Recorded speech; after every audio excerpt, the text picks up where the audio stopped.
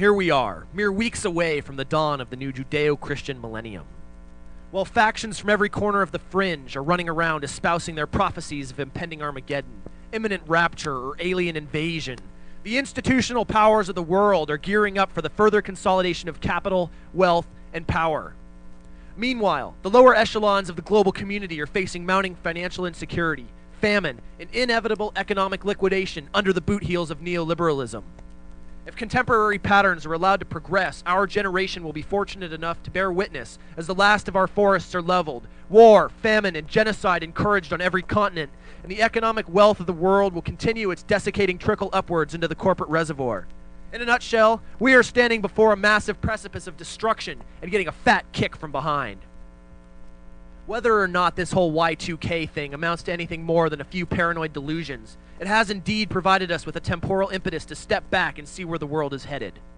So this begs the question, where in the hell are the anarcho-punks during all of this? What is perhaps the most ostensibly political subculture in northern society doing to either derail the evil plans of global power, or even to save our own asses? Unfortunately, as I look at the scenes around me, the only answer I see is not a hell of a lot. It seems that our self-labeled, aware and educated subculture finds record collecting, trivial scene politics, and watching The Simpsons to be of greater efficacy than it actualizing the slogans on our patches. While Rome is engulfed in flames around us, we exercise the freedom given to us by economic privilege to ignore the screams of our neighbors and sit quietly, dare I say meekly, content in our marginal little subculture. And damn it, this isn't good enough. There can be no justification for a subculture that at once pats itself on the well-spiked back for how great it is to be DIY and a political anti-authoritarian anarchist, while at the same time doing all too little to affect real change in our own lives or our own communities, much less in places like Mexico, Rwanda, Colombia, or Kosovo. There is no excuse for the piddly feel-good bullshit we call activism in a subculture that has all the resources of the first world behind it. And let's face it, the stakes are high and only getting higher. And if we expect, or even would like, to help end this planetary downward spiral, we need to elevate our sights and shoot to kill. We need to jump off the treadmill of the "it's better than nothing" school of activism, allowing our noble yet ineffective tactics of watered-down protest, transparent political rhetoric, to go the way of flat planets and grunge.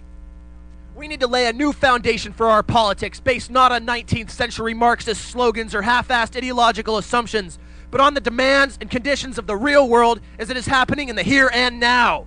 It is no longer relevant or valid just to say, "fuck capitalism" or "fuck money." We must necessarily bring our politics into the new millennium. We must necessarily say, fuck the neoliberal model, fuck the IMF, fuck structural adjustment programs, fuck the multilateral agreement on investment, and have 6 pages of footnoted facts to back us up. If we do not at once update and substantiate our convictions, we will never progress out of the well-greased rut of half-assed, fact-free demos and political impotence where we remain stuck today. Lastly, and perhaps most importantly, let's talk about wrecking shit. If we are really serious about dismantling the corporate yoke, conserving what little is left of our wildlands, and spawning a new age of respect for all life, we need to get up off of our knees, stop spare changing the institutional powers that be, and start taking what we want, what we demand, and what we need.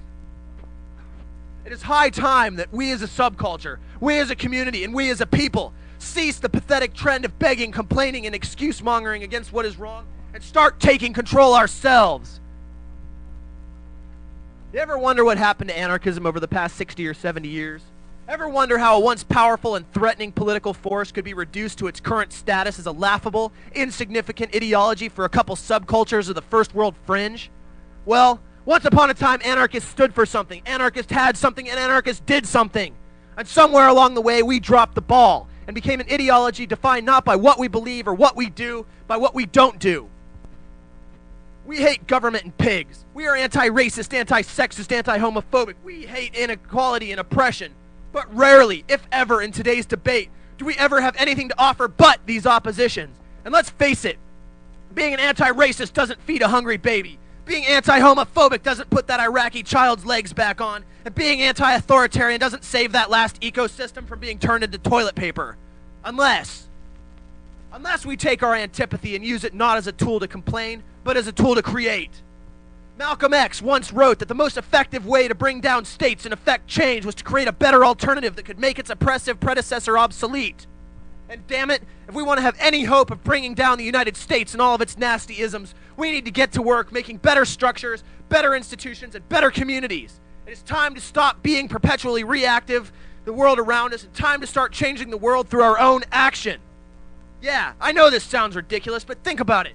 We live in one of the richest nation states on the planet. We have all the same resources as notoriously powerful groups like the Christian Coalition, the Nation of Islam, or the Republicrats. We just choose to ignore them, where they choose to use them to their own benefit. Or perhaps worse, we even pretend to abdicate them in some delusionary attempt at removing ourselves from privilege and the guilt it entails. Ask yourself this: what is better for the earth? What is better for the poor? And what is better for the future victims of genocide? Us pretending to be poor and remaining powerless vicarious victims? Or standing up with your friends, your families, and your communities, pooling your ample resources and getting to work changing this fucked up world? Now is the time for us to make cops obsolete by securing our own homes and our own neighborhoods. Now is the time to make suicidal industrial agriculture and its ensuing cycle of dependency obsolete by growing our own food and setting up our own systems of distribution and storage. Now is the time for us to revolt against exploitative medicine by enhancing our abilities to heal ourselves. Now is the time to make the military obsolete by forming our own community militias. And lastly, it is time we destroy the government by creating sustainable institutions based on liberty, justice, and respect. For if we do not create before we destroy, we are left with nothing. People, the time is now. History has amply illustrated what must be done, and indeed has provided us with the means to enact serious change. Now, we must take in the slack and get to work toppling the power structures in this fucked up world. No more slogans, no more excuses, no more blinding our eyes and baring our asses to the world. We have the power, we have the resources, we have the energy. Let's get together and wreck shit.